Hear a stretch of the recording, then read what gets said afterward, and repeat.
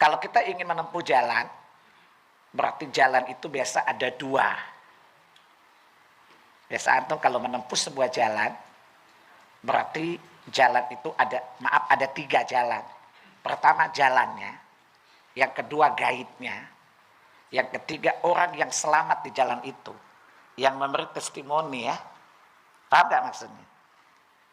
Ketika kita bicara tentang jalan, berarti Islam itulah jalan. Paham?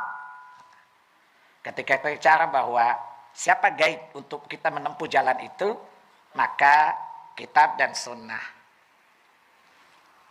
Dari mana kita tahu bahwa jalan itu lurus? Bagaimana agar kita selamat menempuh jalan itu? Tentu kita bertanya kepada orang yang punya pengalaman. Dan orang-orang yang diakreditasi kalau mereka orang yang selamat. Biasa kalau antum jalan di sebuah jalan yang baru, antum tanya, orang lewat di sini tadi siapa saja? Kalau misalnya ada yang mengatakan, oh yang lewat sini adalah presiden, Anda tahu jalan itu lurus atau bengkok? Pasti lurus kan? Nah, jadi manhaj itu metode, cara, tarikat, jalan. Paham? Atau dengan kata lain, pemahaman. Karena Anda tidak akan sampai kepada ilmu kalau nggak paham. Paham? Nah, makanya seseorang mengutip Quran. Coba lihat, ada orang berteman baik, satu sekolahan lagi, satu ma'had. Tapi ketika keluar antum tanya, pasti jawabannya dua beda. Karena manhajnya masing-masing. Paham? Ada orang yang tidak satu ma'had. Satu lulusan Madinah, satu lulusan Mesir, satu lulusan Indonesia. Tapi Anda jawab di waktu yang berbeda, jawabannya sama. Kenapa? Karena yang mempersatukan mereka adalah manhajnya tadi. Paham? Jadi yang mempersatukan mereka itu adalah manhaj. Sehingga seakan-akan mereka berada di satu alma mater. Ya, seakan-akan mereka itu keluaran satu lembaga yang sama. Paham? Mereka tidak bertemu, mereka bukan berteman secara fisikly, tetapi cara berpikirnya sama. Dan yang mempersatukan kita itu adalah manhaj tadi. Paham? Coba antum, coba awal-awal tidak tahu kalau si fulan itu salafi misalnya, atau bermanhaj salaf. Tapi begitu ngomong nyambung, pakai XL gitu kan, nah, connect gitu. Maka antum katakan kita satu manhaj. Betul? Ada orang yang kita ngomong sampai kita berbusa-busa nggak nyambung juga, tulalit. Ima ada dua masalah. Pertama karena kebodohannya atau karena kebandelannya. Kalau bodoh dimaafkan, tapi yang bahaya kan bandel. Bandel kenapa? Dikasih tahu ini manhaj yang benar. Enggak, yang benar yang ini. Kemudian dia memaksakan kehendaknya, ya, tahu memaksakan apa yang dia yakini salah tadi.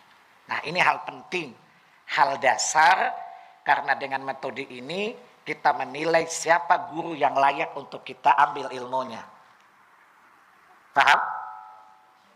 Dengan manhaj, memahami manhaj, mengenal manhaj salaf, berarti kita tahu siapa guru yang layak untuk diambil ilmunya. Karena saya sering mengatakan bahwa para asatidz itu seperti chef koki. Agama itu, ilmu itu seperti makanan. Dan antum itu adalah konsumennya. Paham? Ada ustadz yang betul-betul memahami makanan, memahami gizi, memahami nutrisi. Paham? Artinya ilmunya benar, ilmunya lurus. Ya, kemudian dia cara meramunya, metode dakwahnya itu pas gitu. Paham? Dia cara apa itu makanannya diambil dari sumber yang halal, ya. Dia tahu betul nutrisi masing-masing makanan. Ya, dia tahu keterangannya jelas sumber makanan itu. Kemudian dia meramunya, lalu dia hidangkan kepada antum dan steril dari racun. Paham? Berarti ini adalah ustadz yang lurus manhajnya. Paham? Karena cara mengambil makanan, dia tahu mana makanan yang tepat, yang bergizi, yang bernutrisi, yang halal. Kemudian dia meramunya. Ya, maka ini chef yang layak untuk kita konsumsi makanannya. Ada orang yang biasanya kelihatan bagus kayak barista gitu, Kadang-kadang Ustadz bisa jadi barista. Tahu barista enggak? Barista itu apa? Nah, atau tukang kopi. Tukang bikin kopi, ahli bikin kopi namanya barista. Kopinya sih halal. Ya, tapi dia cara meramu yang bikin sianida.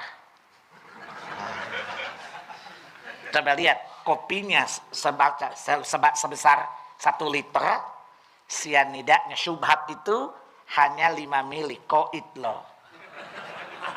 Betul kan? Kopinya sih banyak, sianidanya dikit, lewat antum. Apalagi kalau syubhat itu berkaitan dengan akidah, hal yang sangat mendasar. Bayangkan kalau antum mengambil ilmu dari orang yang tidak jelas manhajnya, seperti Anda meminum kopi yang mengandung racun tadi.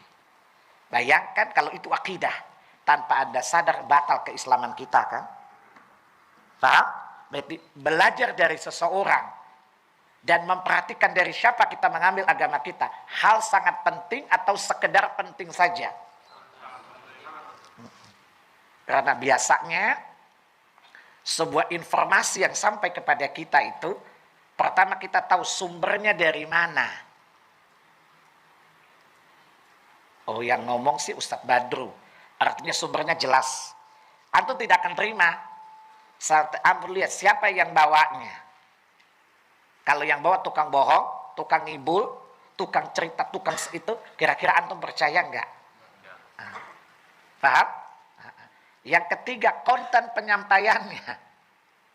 Sumbernya benar, orang mungkin dipercaya, manhajnya lurus. Tapi kalau cara ngomongnya sembarangan gimana? Paham? Sehingga ini perlu diperhatikan. Ini yang dimaksud para ulama, undur manita khadadini. Perhatikanlah dari siapa kamu mengambil agamamu.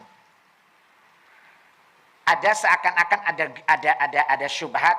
Kalau saya ngomong gini, atau Ustadz Badru ngomong gini, atau Ustadz Sunnah ngomong gini, ini namanya kultus individu, menggiring anak muda untuk kultus individu, supaya mengambil ilmu dari kami aja, yang lain nggak boleh. Paham? Nah, kira-kira apa kata iblis? Lu gue banget gitu loh. Lanjutkan, bersama kita bisa. Ya, menyebarkan talbis. Paham? Jadi kan sekarang kan ada kajian kan, ada kultus gaya baru gitu kan. Jadi belajar ke dokter aja kita perhatikan siapa dokternya. Ya, kita mau pergi ke restoran saja kita tahu restoran siapa, betul? Dan segala macam harus ada sertifikat halalnya. Apalagi kita mengambil ilmu, tentunya kita perhatikan aspek-aspek tadi.